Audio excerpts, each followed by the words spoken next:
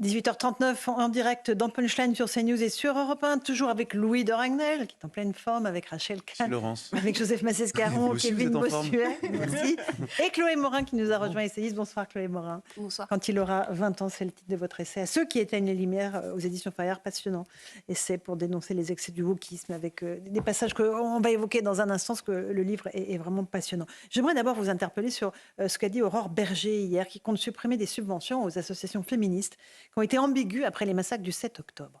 C'est un véritable sujet dont elle s'est emparée, la ministre. Explication avec Isabelle Piboulot et je vous demande votre avis ensuite. Les associations féministes bientôt passées au peigne fin. Invitée sur Radio J ce 11 février, la ministre chargée de l'égalité entre les femmes et les hommes et de la lutte contre les discriminations est revenue sur l'attaque terroriste du 7 octobre en pointant la position des associations féministes. Aurore Berger déclare : Au nom du gouvernement, j'ai demandé de manière très scrupuleuse qu'on regarde toutes les déclarations de toutes les associations féministes liées justement au 7 octobre et à ce qui s'est suivi, parce que je refuse que l'État soutienne financièrement des associations qui ne sauraient pas caractériser ce qui s'est passé. Les subventions pourraient donc être supprimées, mais à qui ? Aucun organisme n'a été cité par la ministre. Pour l'opposition, cette question ne devrait même pas être sur la table. C'est ce que soutient Manuel Bompard, coordinateur national de la France Insoumise. Si Madame Berger pense que la priorité aujourd'hui c'est de faire ça, franchement je trouve ça pathétique. Je n'ai vu aucune ambiguïté d'aucune association féministe sur la condamnation des crimes qui ont été commis par le 7 octobre. Le collectif Nous Toutes dénonce une instrumentalisation. Ce n'est pas la première fois que les féministes sont prises pour cible. Le 25 novembre dernier, Nous Toutes avaient été prises à partie lors de la manifestation contre les violences faites aux femmes. Le 28 novembre, un communiqué est posté sur les réseaux sociaux. Nous condamnons sans ambiguïté les crimes sexuels et sexistes, viols et féminicides commis par le Hamas. Aurore Berger a formulé sa demande la semaine dernière à l'administration dont elle attend un retour dans les prochains jours. Chloé Morin, est-ce que c'est une démarche légitime, évidemment, de la part de la ministre, ou est-ce que c'est un coup de com' pour vous ? Moi, je pense que c'est plus un coup de conne. Pour le coup, je suis la première à dire que les associations féministes n'ont pas été...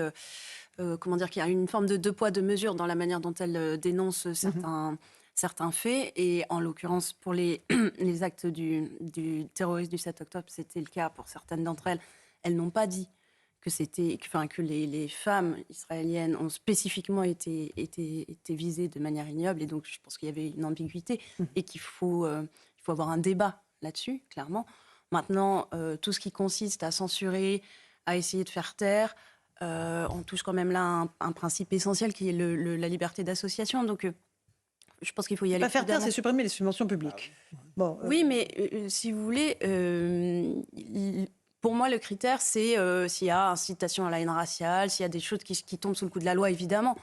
En dehors de ça, franchement, j'ai du mal. Alors, ça fait réagir et Kevin Bossuet et Joseph Massescaron. Kevin ? Moi, je trouve ça parfaitement normal. On paye des impôts et je veux que mes impôts soient correctement utilisés et donnés à des associations qui ne sombrent pas dans un négationnisme putride. Ce qui s'est passé le 7 octobre est juste horrible. On a découvert des femmes avec le bassin fracassé, des femmes avec des objets tranchants, notamment dans les parties intimes, des seins découpés, et une partie des associations féministes n'a pas parlé de cela, voire a dit que ça n'avait pas existé. Ça, c'est une honte. Et moi, j'ai l'impression quand même que certaines associations féministes choisissent finalement les victimes et les coupables. Lors de l'affaire Mila, beaucoup d'associations féministes n'ont pas pris parti pour Mila, tout simplement parce qu'elle aurait été islamophobe, comme certaines ne prennent pas parti pour ces femmes-là parce qu'elles sont juives. C'est ça la réalité. Et ensuite, la différence, il me semble, entre dire que ça n'a pas existé ou ne pas se prononcer, parce que moi j'ai plutôt l'impression que là où elles sont coupables pour beaucoup d'entre elles, c'est qu'elles en parlent juste pas et qu'elles dénoncent. En fait, elles sont promptes à dénoncer le patriarcat partout lorsque c'est le patriarcat musulman. C'est plutôt ce discours-là et ce deux poids deux mesures que je dénonce. Je n'ai pas l'impression qu'elles aient dit en quoi que ce soit que ces actes étaient pour autant normal ou justifié. Est-ce que le silence n'est pas une forme de complicité ? Rachel Kahn et ensuite Joseph. Sur à la fois ce que dit Aurore Berger. Oui, mais je trouve que c'est d'une impérieuse nécessité, en fait, de regarder ce que font et comment l'argent public est utilisé. Et notamment après le 7 octobre, il y a eu ces manifestations où, lorsque des associations de femmes juives sont venues pour faire partie du même cortège, elles ont été exclues de ce cortège. Un antisémitisme larvé au sein des associations. Il faut rappeler que le féminisme est un humanisme, un universaliste, et qu'en aucun cas, le féminisme peut être un cheval de Troie à la barbarie. Donc je pense que c'est une impérieuse nécessité et que par ailleurs, comme pour toutes les associations, que ce soit pour le féminisme, les associations qui se disent culturelles ou sportives, la République doit être absolument présente dans ces associations. Joseph Massescaron.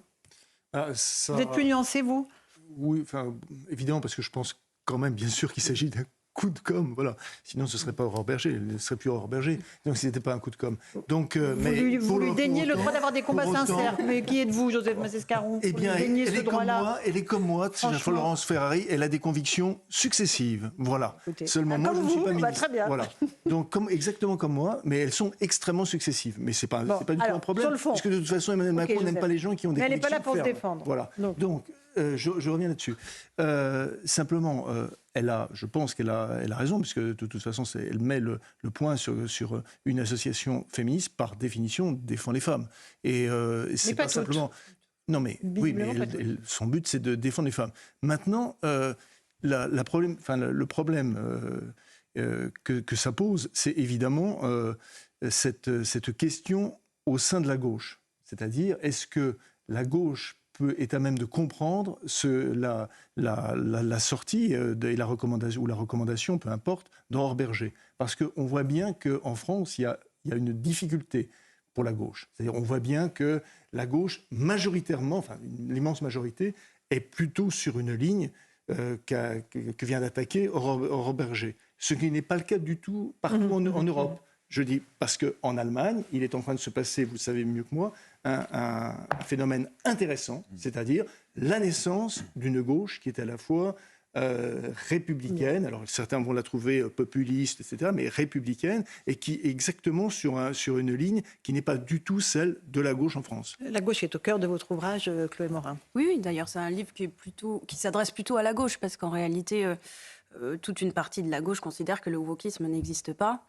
Et la conviction que j'ai, moi, c'est que si la gauche républicaine et humaniste ne regarde pas ce phénomène en face et ne le condamne pas pour toutes les dérives que j'essaye de pointer, elle sera disqualifiée durablement, elle ne reviendra jamais au pouvoir. C'est ça le sujet aujourd'hui, c'est-à-dire que oui, la gauche est profondément divisée. Quand vous cette prononcez gauche allemande qui apparaît, mot... elle est anti-wokiste exactement sur votre ligne. Oui, mais c'est... Le simple fait de prononcer le mot woke, en fait, fait que vous êtes excommunié de la gauche. Donc le débat est très difficile. Le problème, c'est que si défendre la liberté d'expression, ça n'est plus être de gauche, si dire que la censure, c'est un problème, ça n'est plus être de gauche, si dire que la laïcité, c'est quelque chose d'important, ça n'est plus être de gauche, c'est clair qu'il en fait, il ne va plus y avoir grand monde à gauche. Mais qui à gauche défend ce que vous dites aujourd'hui? Vous avez plus grand monde, mais il y en a quelques-uns. Quelqu'un comme Bernard Cazeneuve, il est quand même sur ses positions. Oui, sûr. Manuel Valls. On a quand même le sentiment que cette gauche-là a complètement disparu et on a du mal à imaginer comment est-ce qu'elle peut à nouveau incarner quelque chose. Parce qu'il y a un processus d'intimidation qui fait que lorsque vous vous exprimez là-dessus, je suis bien placée pour le savoir, vous faites insulter de tous côtés en disant que vous êtes devenu de droite, voire d'extrême droite. Voilà. C'est le mot valise. C'est exactement... Après, ce qui me rend assez sereine, c'est que je me souviens en 2015, quand Manuel Valls disait dénoncer l'islamo-gauchisme, à gauche, il se prenait des tombereaux d'injures. Aujourd'hui, à gauche, il y a beaucoup moins de monde qui considère que ça n'existe vraiment pas, l'islamo-gauchisme. Donc le wokisme, je pense que ça sera comme ça. Donc dans 15 ans, ils se rendront à l'évidence. Oui. Alors, vous avez publié ce matin une tribune très intéressante à propos de Robert Badinter, dont on déplore tous la mort à 95 ans. Un hommage national aura lieu pour lui mercredi au ministère de la Justice. Mais vous dites, en gros, que si on enlevait son combat pour l'abolition de la peine de mort, qui est centrale dans sa vie, et si on regardait ses autres combats, en fait, il serait honni par cette gauche qui l'encense aujourd'hui.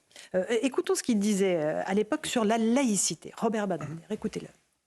La laïcité, elle est au cœur de la société française. On n'a pas besoin d'adjectifs, on a besoin de dire ouverte, moderne, comme si la laïcité pouvait être démodée ou fermée. Non, la laïcité est républicaine, elle est liée à l'histoire de la République et elle est une garantie à la fois de la liberté de conscience et, je dirais, de la dignité de chacun. Chloé Morin, c'est vraiment ce que vous dites dans cette tribune. Oui, si vous voulez, il y a une forme d'unanimité, en tout cas, surtout à gauche, pour saluer les combats de Robert Badinter et considérer qu'il est... Mais j'ai un peu l'impression qu'avec lui, on enterre une certaine gauche, parce qu'il y a pas mal de gens aujourd'hui qui le saluent et qui n'en partagent pas le quart du tiers des combats. Et qu'il considère, lui, par exemple, que la présomption d'innocence, c'est important. Et là, on a des débats sur tout ce qui se passe dans le monde du cinéma. On voit bien qu'une grande partie de la gauche passe par perdre ses profits la question de la présomption d'innocence, qui est pourtant importante. Une grande partie de la gauche considère qu'on peut censurer des œuvres. Ça peut nous faire plaisir, mais je ne vois pas, moi, en quoi ça fait avancer la cause des femmes au quotidien. Et vous dites même qu'ils auraient excommunié et Robert comme Elisabeth Badinter. Oui, c'est intéressant le parallèle, parce que lui est auréolé de cette abolition de la peine de mort. Donc il a échappé à ce procès, mais Elisabeth Badinter, ça fait longtemps, enfin moi j'ai l'impression d'avoir toujours entendu qu'elle n'est plus de gauche, qu'elle est réac, etc. C'est exactement cette dérive-là qui conduit, à mon sens, au fait que la gauche, aujourd'hui, est minoritaire largement dans le pays. Je peux vous poser une question un peu taquine. Parce que, en fait, cette gauche-là, cette gauche anti-woke, républicaine, elle a à un moment donné, il y a eu un frémissement, je pense évidemment, bien sûr, au chercheur trop tôt disparu, qui était Laurent Bouvet, une personne extraordinaire. Et en fait, tout ce mouvement autour, Printemps républicain, on a l'impression qu'ils ont cru à un moment donné que Emmanuel Macron pouvait incarner, on est d'accord. Et finalement, on a aperçu qu'ils se sont peut-être dissous dans le macronisme. Sans doute en partie, c'est pour ça que vous disiez qui l'incarne aujourd'hui. Je pense que quelque part, quand on regarde en tout cas les électeurs, il y en a encore qui se reconnaissent dans Emmanuel Macron et qui pourtant appartiennent à cette gauche-là. La question donc, ce sera celle de l'incarnation au-delà d'Emmanuel Macron. Je ne sais pas s'il y en aura une et je ne sais pas laquelle elle sera, mais est-ce que cette gauche est fortement satisfaite de ce qu'Emmanuel Macron a fait ? Je n'en suis pas sûre, mais si vous voulez, quand vous regardez du côté de LFI, c'est tellement pire qu'à choisir.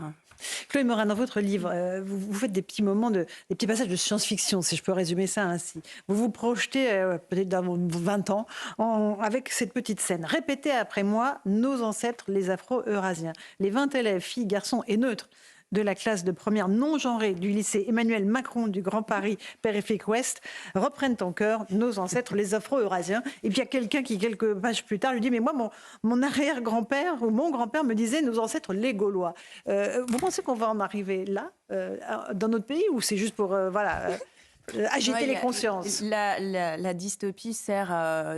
D'abord, c'est pas interdit de sourire et de s'amuser. Bien sûr. Des pires travers de nos sociétés.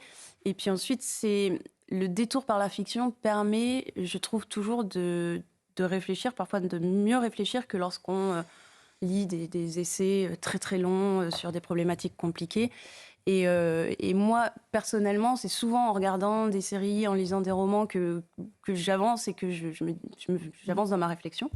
Et donc, c'est pour ça que j'ai ponctué ce livre de dystopie, en espérant que ça soit amusant et divertissant pour mes lecteurs. Avec des élèves qui se plaignent parce qu'ils ont des implants neuronaux fabriqués par Neuralink. Rachel Kahn, c'est vraiment un peu tout ce que vous dénoncez vous aussi à longueur d'émission, à longueur puis j'aime beaucoup le travail de Chloé Morin. Je regrette qu'elle n'ait pas eu le prix du livre politique lorsqu'elle a sorti son ouvrage sur les élus.